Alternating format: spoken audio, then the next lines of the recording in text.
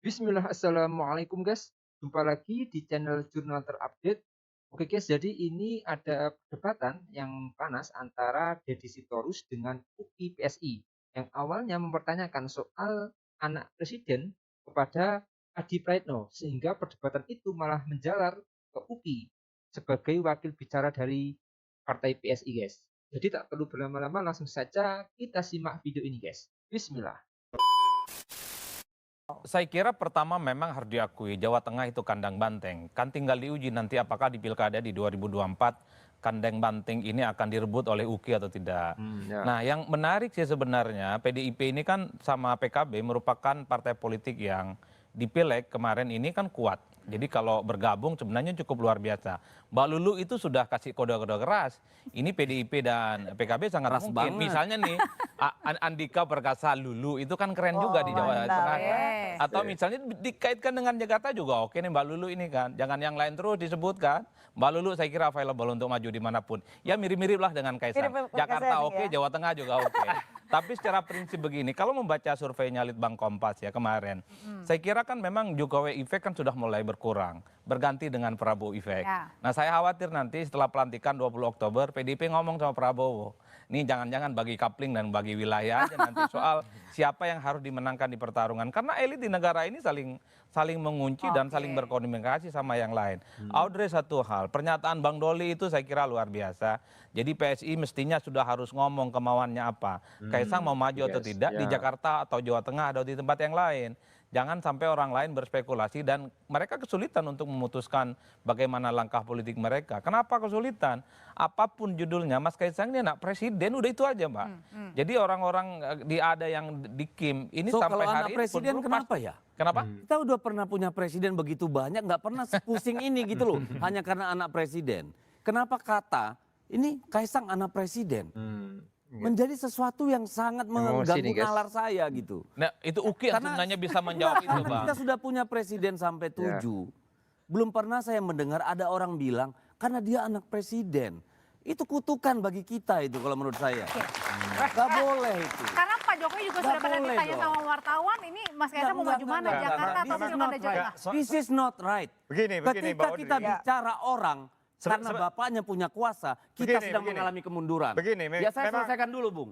Ini bahaya buat kita. Dan kalau orang seperti Uki ini nggak peduli keadaan kayak begini, Uki kamu mundur deh dari partai. Orang muda.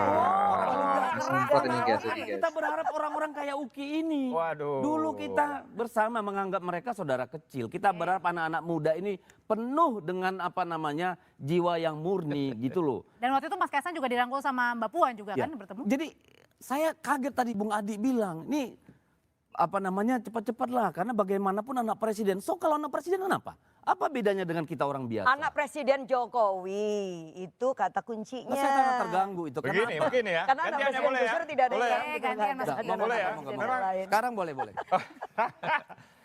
Memang fenomena Pak Jokowi ini memang luar biasa ya. Artinya biasanya begini. Presiden, seorang presiden di periode terakhir, di tahun terakhirnya periode terakhir, itu approval rate-nya itu biasanya merosot, ya, merosot. Saya ingat sekali dengan segala hormat kepada Pak SBY, saya lihat waktu itu ya tahun 2013, approval rate Pak SBY 14%, 17%, sekitar belasan persen, ya.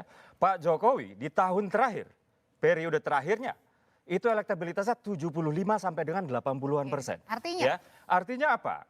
Artinya begini, maka approval rate yang tinggi ini maka menjadi sesuatu Uki yang tahu kewajaran. nggak? Uki Sesuatu tahu yang nggak kalau kewajaran. di DKI, Sesuatu yang approval kewajaran. rating Pak Begini Jokowi dong, saya kalah dengan Pak gantian Ahok. dong Bung, Kalah gantian dengan dong Pak Ahok Bung. loh. Ah, Ya, gimana? itu kalah dengan Pak Ahok. Katanya Bayangin. demokrasi. Loh, tadi kan Kata sudah. demokrasi. Sebentar Tadi dong, Anda sebentar bilang. dong. Belum Oke. selesai saya, belum selesai. Nah, saya mau nyampaikan saya fakta belum buat selesai, Anda saya belum selesai. bahwa Pak, di DKI begini. approval Maka rating Pak wajar, Jokowi maka wajar. kalah dengan Pak Ahok. Politisi yang terkait dengan atau yang memiliki asosiasi politik dengan Pak Jokowi itu mendapatkan suntikan elektoral. ya. Bang Deddy ini kan bicara kayak gini karena PDP dan Pak Jokowi pecah kongsi aja.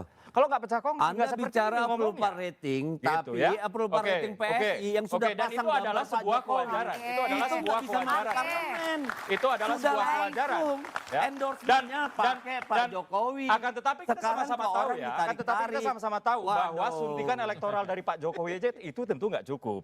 Harus ada kerja-kerja elektoral yang lain gitu ya. Tapi saya paham ya sekarang bahwa mereka-mereka yang berada di luar Kim yang ingin ya berkontestasi dengan Kim, ini memang cara satu-satunya, berkontestasi cara dengan Kim. satu-satunya Pak, negara ini terdiri dari banyak partai, ya, bukan mengalahkan Kim Kim. di kontestasi Anda pilkada bicara ya. seolah-olah Itu adalah Kim ini pertama-tama sesuatu itu ya yang luar menjatuhkan Padahal pamornya Anda Pak masuk Jokowi parlemen dulu aja ya. enggak. Anda bawa nama Kim seolah-olah Anda itu berarti. Anda bukan siapa-siapa, Oke. PSI masuk parlemen juga kagak. Arogan Padahal sekali, sudah bawa. arogan Oke. Anda sekali. arogan bawa Kim. Wah, arogan seolah-olah kami sekali. mau berkonsultasi dengan Kim. Arogan Padahal sekali Anda. fakta Ya, Anda siap. nggak masuk parlemen. Oh ya siap. Ya Arogan enggak, Anda sekali. pertama begini, saya arogan.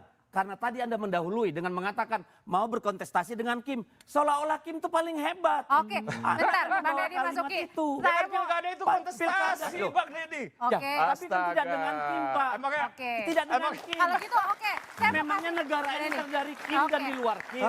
Oke. Anda logikanya di mana? Oke, bentar. Saya mau tanya dulu ke Bang Coba Doli kalau pakai gitu. logikamu, apakah negara ini terdiri dari Kim dan di luar Kim? Oke. Kan tidak, Pak.